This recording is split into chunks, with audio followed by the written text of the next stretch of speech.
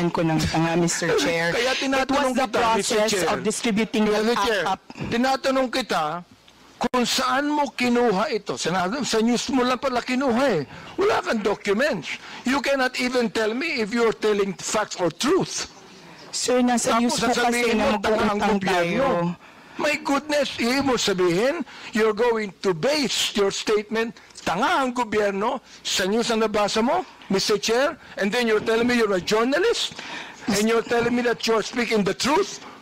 Mr. Chair, respectfully po, those are my feelings. Kasi binamigay natin yung pera Therefore, sa if that's your feeling, Mr. Chair, I demand that you apologize to this committee. I will apologize, Mr. Chair, for my bad words or for... I apologize for my bad words, sir. I apologize for saying the word tanga in my post. Maraming salamat, Mr. Chair, for admitting that, no?